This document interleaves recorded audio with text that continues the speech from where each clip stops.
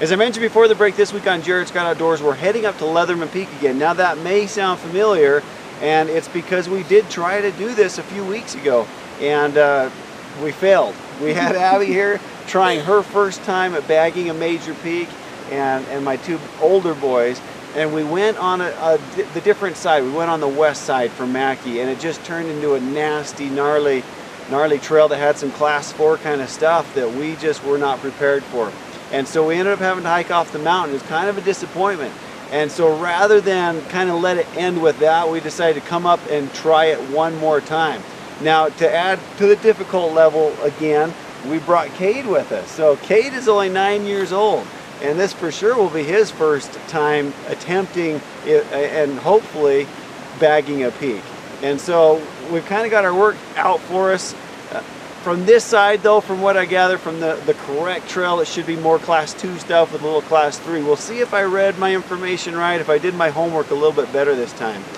So either way, it's early in the morning, we're cold, we want to get warmed up now. So we're going to start heading into Leatherman Peak, Idaho's second highest peak.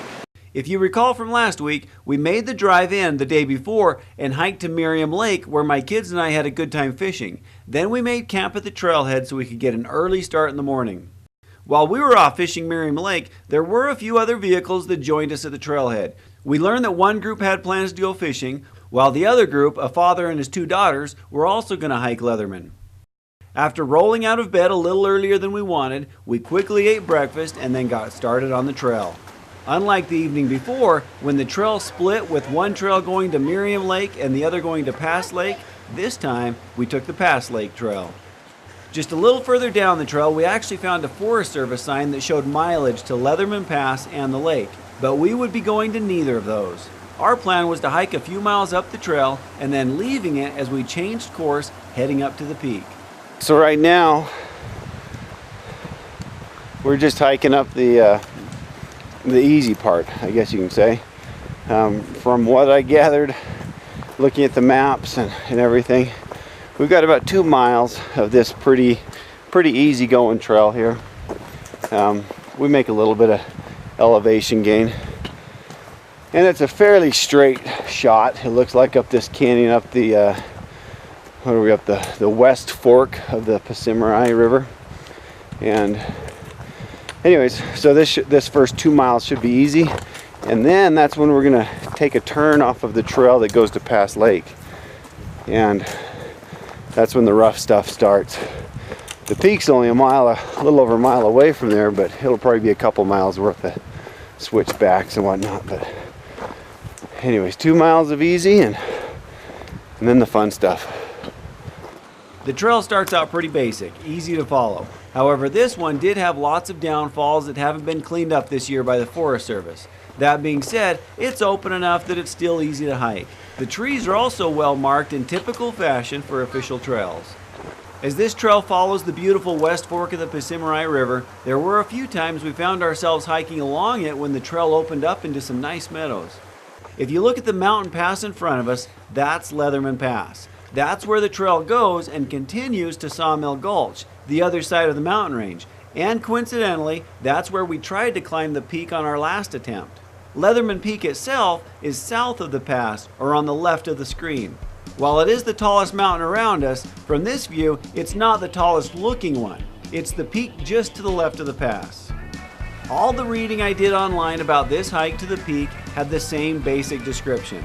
While the drive-in was horrible, the hike up is one of the favorites among the biggest peaks in Idaho. This is because of all the scenery visible on the hike, giant meadows and big views. And that's exactly what we found as we popped out of the trees and into some big wide open country.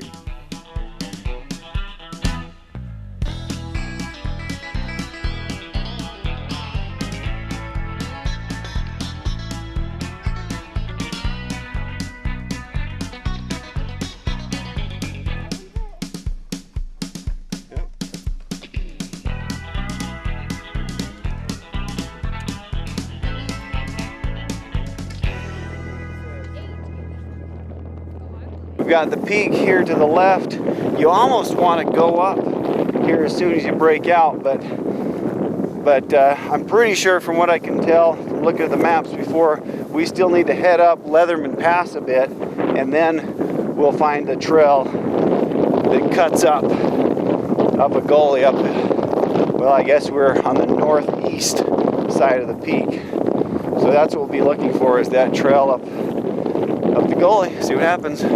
Ahead of us was the father-daughter group that got an earlier start than us. I'll admit that when I was trying to figure out the right spot to turn off the trail and go up the mountain, seeing this group up ahead of me that I also knew was trying to hike Leatherman Peak helped assure me that the trail was somewhere up ahead. What I would find out later was that they weren't sure where the trail was either.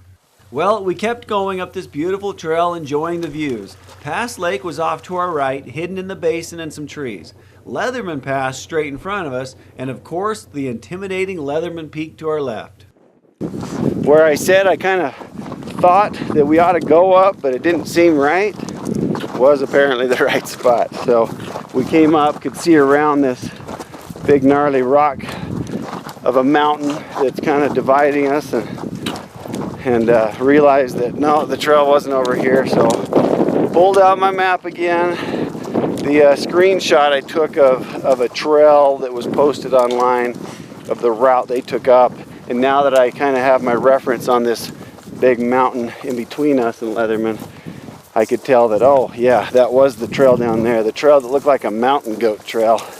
That was it. We did catch up with the other group and let them know of the mistake we'd all made. While we chose to go back down, they decided to keep going and try finding another way up. You see this giant rock here covered with moss? It's a beautiful rock. It's all by itself. When you come up here on this really grassy spot, you come up, you can't miss the rock.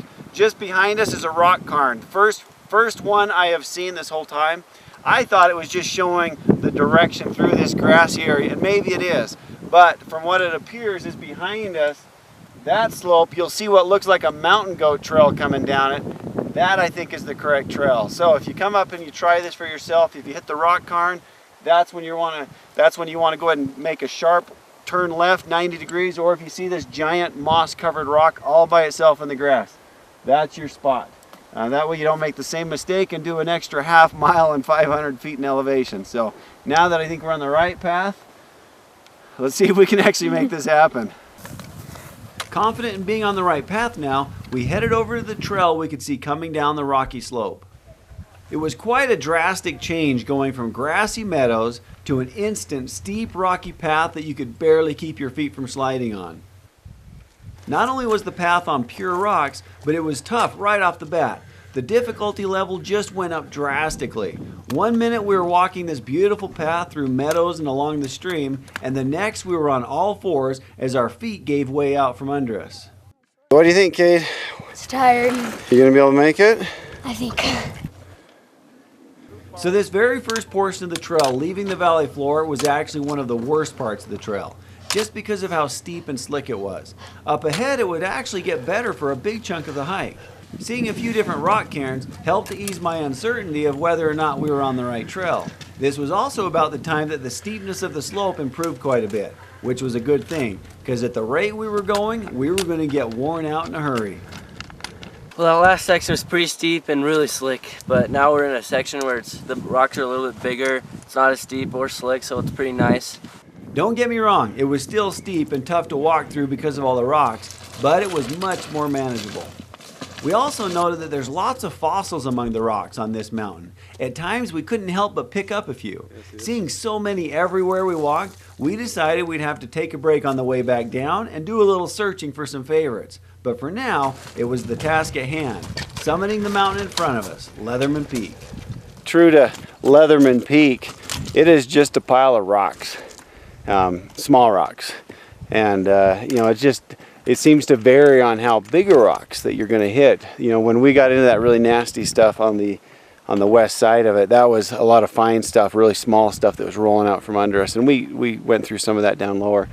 Now it's still a big pile of rocks, but they're pretty big, 5, 6, 7 inch kind of average diameter size rocks, so they're pretty stable underfoot. It's not too steep, but it's just interesting how it's just rocks everywhere you look, just piles and piles of rocks, small rocks, not that big granite kind of stuff that you're used to seeing. So it's interesting. Well, that's Leatherman Peak right there behind us, and we're going to go up this pass right here. You can kind of see a trail that goes up it. It's going to be pretty steep, but it's nothing compared to what we tried last time on the other side.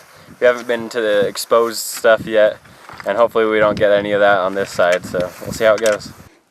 We still had a good half hour of hiking to do just to get to the steep stuff. I was surprised at how close everything looked, but how slowly we progressed to each point. From when we left the valley floor and started hiking up the mountain, it was only a mile to the peak, as the crow flies. But in that 1 mile, it's 2,000 feet in elevation gain, so it's understandable why it takes longer than it looks. How are we doing, Abbie? As we got closer and closer to the steep part where we could see the trail, it became more and more obvious that even though we could see the trail, it was so steep and unstable that it was going to be really tough.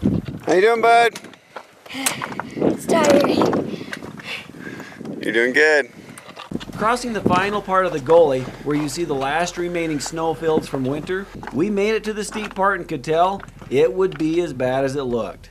We found that the trail we could see from further back actually started a ways up the mountain, so we would have to just head towards it. Sounds simple enough, but because of the steepness of the hillside here, even the bigger rocks rolled out from under our feet. It was going to be a lot of work just to get up to the visible trail.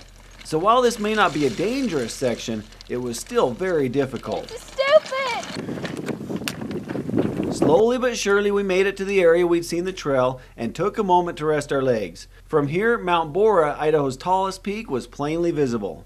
Wanting to get up the mountain before any storms rolled through, we pushed ahead. The trail was much easier than what we'd been hiking up just below, but it was still very steep and slick. We also found a couple different trail options heading up from here, but they both looked to have the same difficult, slick dirt and rock combinations, so we just went with the trail we came to first. As tough as it was, the kids kept plugging along in good spirits. The view was getting more and more spectacular as we went. Even though the Snake River Valley was filled with smoke from all the recent fires, we had great visibility up here. As we closed in on the summit, the trail skirted some solid rock with a fairly smooth surface. So even though it was steep, we found it was actually easier to climb on the solid rock. There you go. You're doing good. So whenever possible, we left the trail and stuck to that solid rock. The only problem with this route was that you felt much more exposed. You want to stop, Abbie? No, I'm too close. Instead of having loose rock that, while difficult to climb, wasn't dangerous, we were on smooth rock where if you fell, it could be a long fall as it would be tough to stop. The boys didn't seem to notice this detail, but Abbie, on the other hand, noticed it all too well, and it was starting to get to her. How far until we eat lunch? But you don't need to. You're fine. Just do what you're comfortable with. She knew she had a little fear of heights that she might have to work through, and this was definitely starting to test her limits.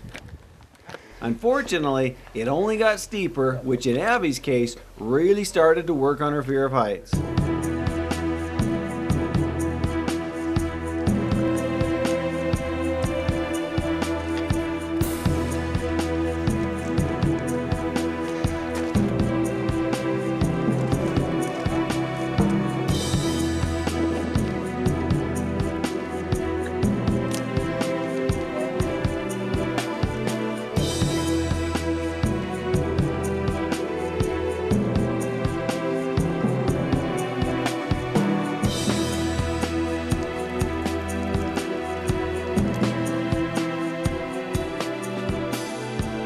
We finally took a break again to let Abbie settle down. While there were several times I let her know that she didn't have to finish, she wasn't about to be outdone by her little brother. It got steep enough that we chose to cut over to the saddle, and as quickly as we hit the loose rock, Abbie was just fine. That is, of course, until we got to the spine of the ridge, which we made it to pretty quickly. From the spine, we could suddenly see twice as much country. It was wide open and steep from all sides. The peak that stands out the most from here, however, is the one just south of Leatherman Peak and a bit lower. It's called Bad Rock Peak. You can understand how it got its name, as the granite layers have been completely turned on its side. Well, we just got done with the hard stuff, and that was rough, let me tell you that. But I'm not quitting it yet until I get to the peak, because we only have a few hundred feet, so let's keep going. From here, we still had a few hundred feet to climb, but it wasn't too difficult. However, the steep drop-offs on either side of the ridge we were hiking didn't make it any easier for Abbie. We just tried to follow the trails that had the least amount of exposure possible, and she did pretty well. At this point, there was no stopping her, or any of the boys for that matter, as we summited Leatherman Peak. What do you think? It wasn't worth it. Maybe in a week you'll think it was worth it, huh? When you can show off a little. Once I'm on the ground, I'll probably kiss the ground. As a funny side note, we weren't even halfway down the mountain before Abbie told me it was worth it. She had a tough time, but it was a great confidence booster for her. We spent a little time on the peak enjoying the amazing view, as surprisingly it wasn't windy. We all felt a lot better having beaten the mountain that only a few weeks earlier had beaten us. A little hard work and determination goes a long way. All right, so we made it up here on the peak. Abbie had a very tough time. She is afraid of heights, so this was harder for her than anybody else, and I'm really proud of her for making it, because that was some tough stuff down there. Just a lot of steep stuff to look at, especially coming up this last ridge. Everywhere you look, it's just steep. We got 9-year-old Kade up here. He manned up and just went up. So he was a little nervous at times, but he just kept going. And of course, these two, they practically ran up the mountain, so we weren't worried about them. But it's an interesting peak for sure. A lot more loose rock than any mountain I've ever climbed. That's definitely what makes this one difficult. But we made it, the second highest peak in Idaho. So what do you guys think? Worth it. Worth it? Abbie? Sometimes. She's not sure. Maybe in a week or two, or when she can show off these pictures to her friends to show off what she did, she'll say it was worth it. But anyways, I'm really proud of all these guys. We had a good time up here. If you liked what you saw, please subscribe to the Jared Scott Outdoors YouTube channel.